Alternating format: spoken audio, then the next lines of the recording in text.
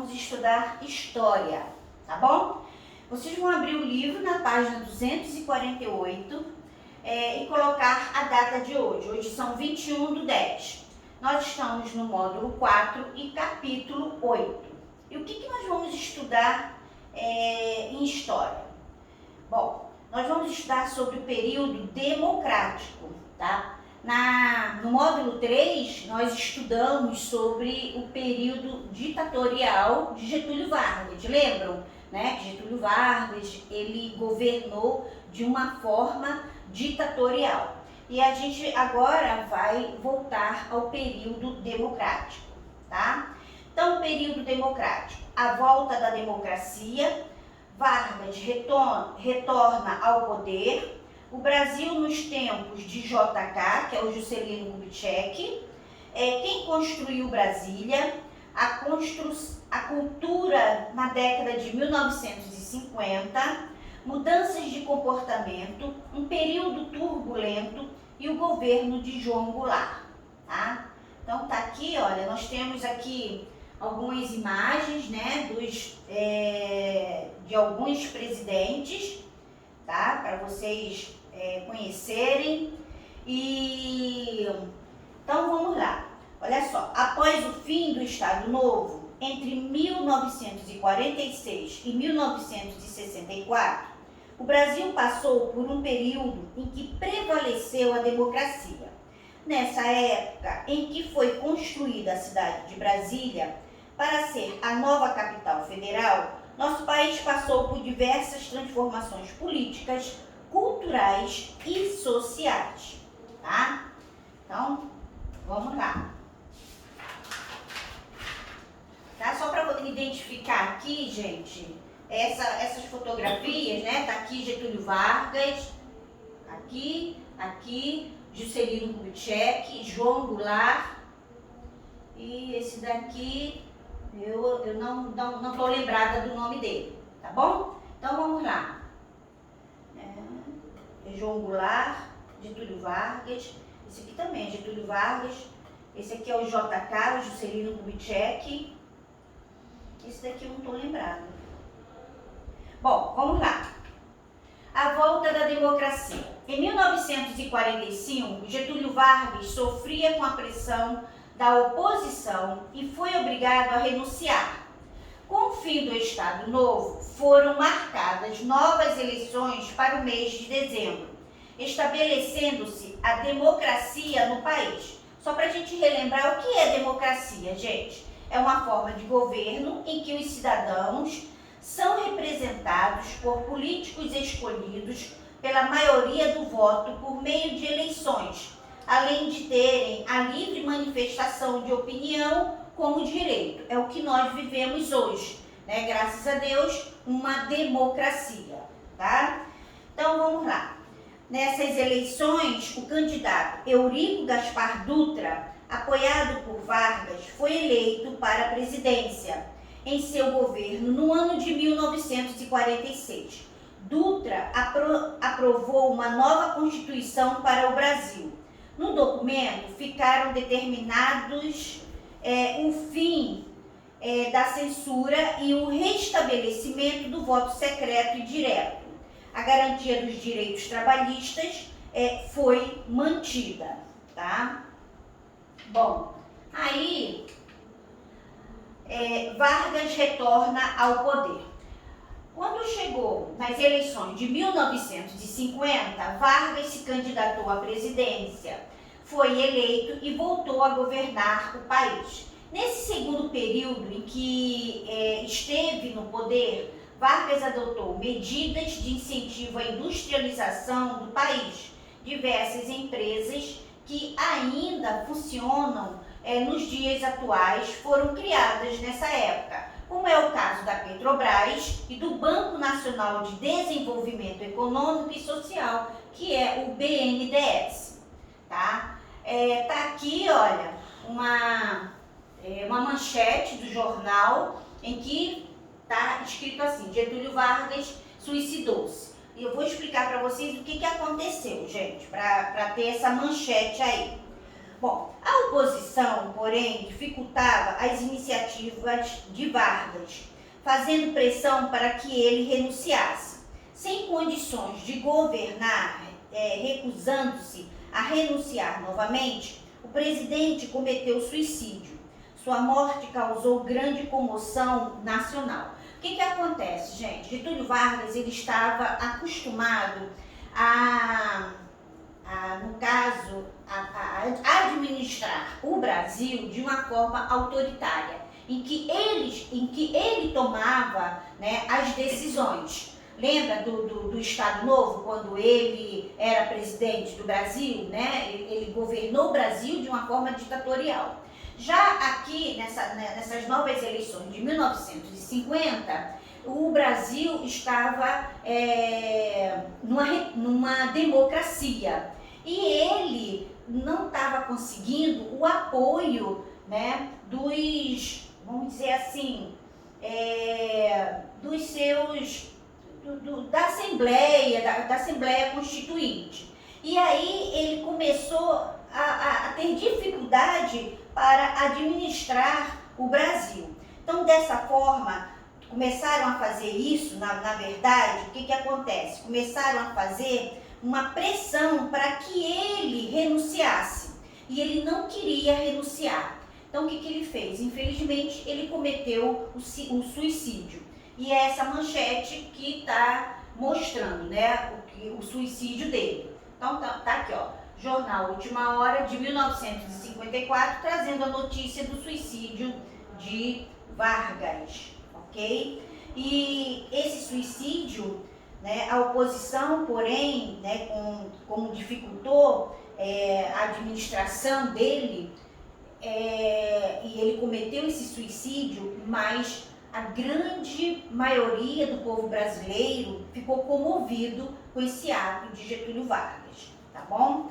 Bom, depois, agora nós vamos ver o Brasil nos tempos de Juscelino Kubitschek, ele era chamado de JK. Nas eleições presidenciais de 1955, o candidato eleito foi Juscelino Kubitschek, também conhecido como JK. Conforme dizia JK, seu governo tinha a intenção de fazer o Brasil crescer 50 anos em 5.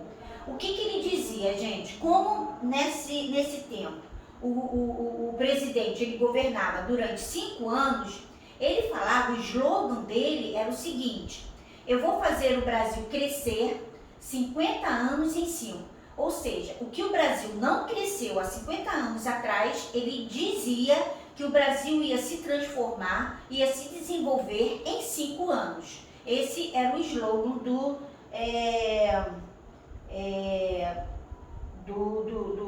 do mandato dele, tá? Então, nessa época, os investimentos de maior destaque foram nos setores da indústria, de transportes e de produção de energia. Então, olha só, JK participando da inauguração de uma indústria de automóveis em São Bernardo do Campo, em São Paulo, no ano de 1959. Nessa época, gente, os investimentos de maior destaque foram nos setores de indústria e de transporte de energia, como eu já falei para vocês, né? Bom, aqui... Agora, quem construiu Brasília? Vamos lá.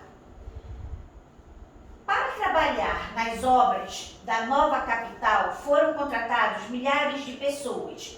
Esses trabalhadores, que vieram, sobretudo, dos estados do Nordeste brasileiro, ficaram conhecidos como candangos. Gente, o que acontece? JK, nessa época, a capital do Brasil era aqui no Rio de Janeiro. E como a região centro-oeste, né, a região centro-oeste ela é muito grande e ela quase não estava sendo, vamos dizer, habitada. Ou seja, a população era bem pequena. O que o JK fez? Ele teve a ideia de construir a nova capital do Brasil lá no estado, na região centro-oeste. É onde fica hoje o Distrito Federal, Brasília, tá? Então, como o local das obras não tinha uma infraestrutura suficiente para abrigar tantas pessoas, os candangos, né, como eram chamados, viviam em condições bastante precárias. Suas moradias eram improvisadas e sem conforto nenhum. Tá? Além disso, como o planejamento previa inúmeras obras, em um curto período de tempo, os candangos trabalhavam longas jornadas. Imagina, gente, construir uma cidade em 5 anos. Tá? Muita gente saiu do Nordeste, muita gente saiu do Norte, muita gente também saiu do Sul do Brasil e foi para Brasília por causa da oferta de emprego. Na verdade, Brasília ela foi construída, né, com várias pessoas do Nordeste, do Norte, também do Centro-Oeste, do Sul do Brasil, de vários lugares do Brasil, tá? Mas a maioria era do Nordeste e do Norte. E essas pessoas foram chamadas de candangos, tá? Ao final das obras, a maioria dos trabalhadores permaneceu vivendo próximo a Brasília, nas chamadas cidades satélite. Então, no final das obras, muita gente voltou, mas a maioria desses trabalhadores permaneceram em Brasília. Até hoje tem gente que ainda mora lá, tá? Bom, aqui tem algumas fotografias. Olha, imagina, gente, essa pensão na época da construção de Brasília, olha só, feita de madeira, né, não tinha conforto nenhum. Aqui são os candangos trabalhando na construção de Brasília em 1959 e esse monumento é um monumento em homenagem aos candangos, tá? Então, a pessoa que chega em Brasília vê logo esse monumento. É uma parte turística de Brasília, tá? Bom, vem o ano de 1950 e a cultura mudou, tá? O jeito de... as músicas, né? Elas mudaram as letras da música, o teatro, o cinema. Houve uma mudança cultural na década de 1950. Então, entre as décadas de 1950 e 1960, a sociedade brasileira passou por diversas transformações que se refletiram na arte feita nesse período. A música e o cinema brasileiros tiveram grande destaque nessa época, alcançando fama em diversos países. Aí vem a Bossa Nova, que até hoje ela é lembrada e ficou assim um marco muito grande dessa época, da década de 1950 a 1960. No final da década de 1950 foi criada um novo estilo musical que misturou o samba brasileiro com o jazz estadunidense. Esse estilo ficou conhecido como Bossa Nova e tornou-se sinônimo de música moderna e sofisticada, tá? Bom, aí, gente, olha só.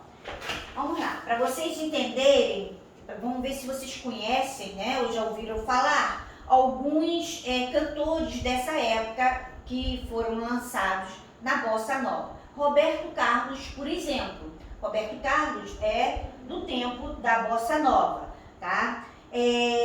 O Antônio Carlos Jobim, Vinícius de Moraes, Nara Leão também, todos eles são dessa década da Bossa Nova, tá bom? Bom, em poucos anos a Bossa Nova se difundiu por outros países e até hoje é um dos estilos musicais brasileiros mais conhecidos internacionalmente, tá? Agora vamos ver o que aconteceu no cinema brasileiro. Durante a década de 1950, a produção de filmes brasileiros teve um grande crescimento. As comédias fizeram muito sucesso e tornaram famosos vários atores como o Grande Otelo, Oscarito e Dercy Gonçalves, tá? Se vocês perguntarem aí na casa de vocês, né, para os pais, para os avós de vocês, eles vão lembrar quem foi o Grande Otelo, o Oscarito e a Dercy Gonçalves, tá bom? Bom, a partir de 1955, gente, alguns cineastas passaram a produzir filmes que mostrassem a cultura popular do país e as duras condições de vida da população mais pobre. Um dos destaques é o filme Rio 40 Graus, que retrata o cotidiano de pessoas nas favelas do Rio de Janeiro.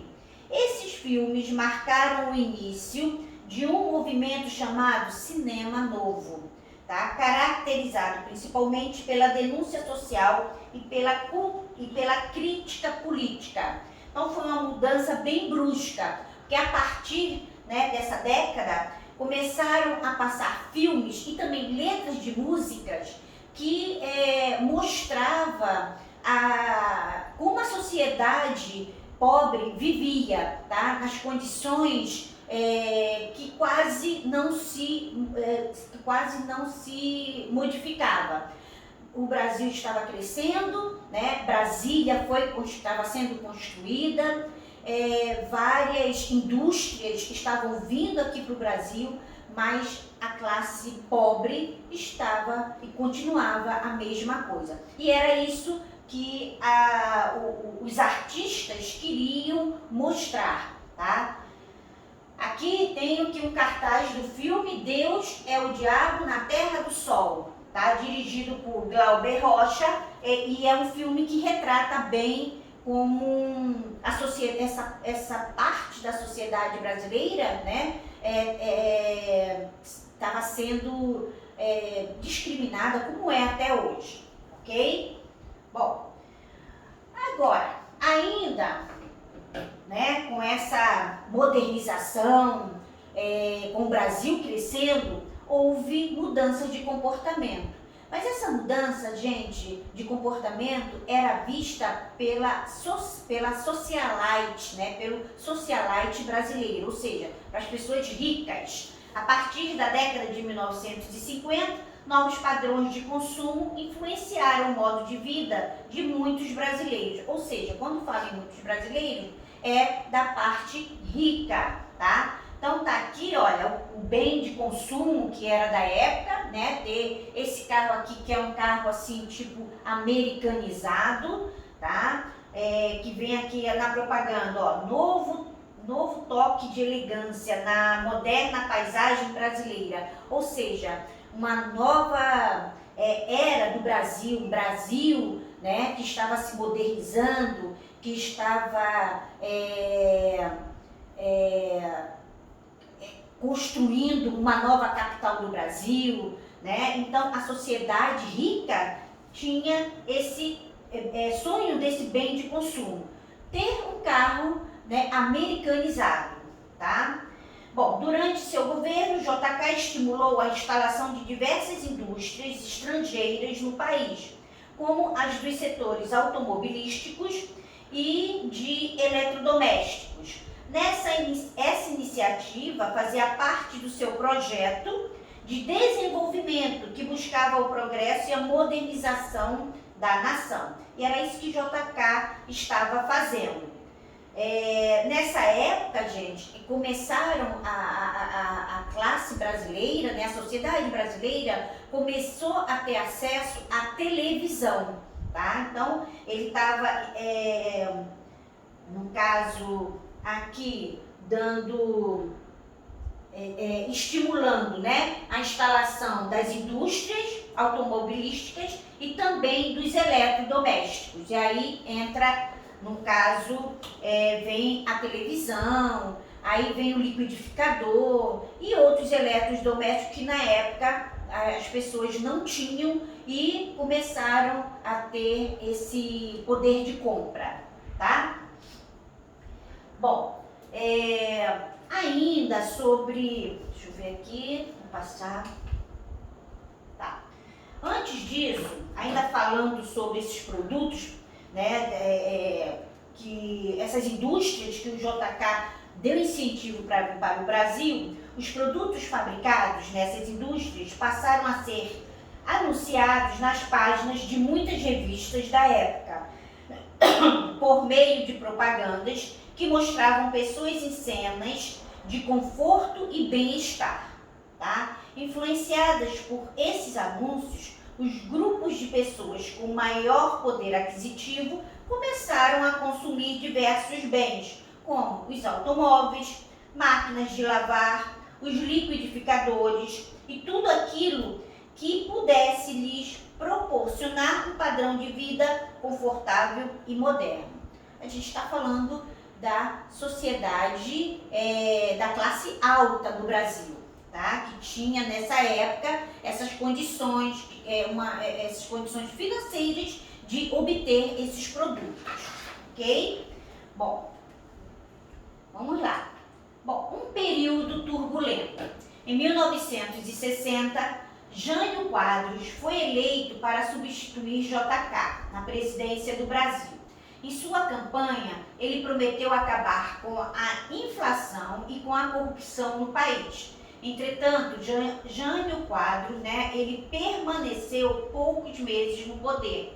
Após perder parte do apoio que tinha quando se elegeu, ele renunciou ao cargo em agosto de 1961. Então, foi um período em que Jânio Quadros ele não conseguiu fazer nada do que ele havia prometido na sua campanha presidencial, dizendo que ia varrer a corrupção, no país e varrer também a inflação, que era muito alta.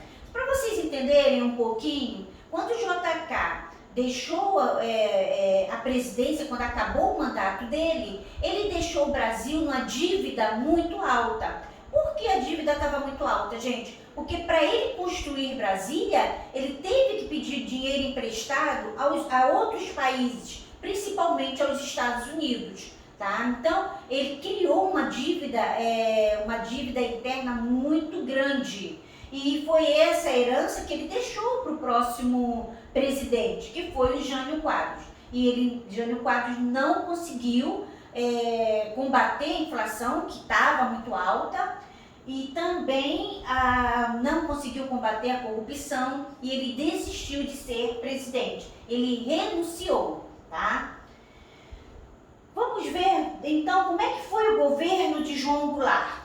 Com a renúncia de Jânio, o vice-presidente João Goulart, popularmente conhecido como Jango, assumiu o poder durante uma grave crise econômica e social. A inflação do país crescia e as diferenças entre uma minoria rica e a maioria pobre, como eu falei com vocês, uma grande maioria pobre da população, tornavam-se cada vez mais evidentes.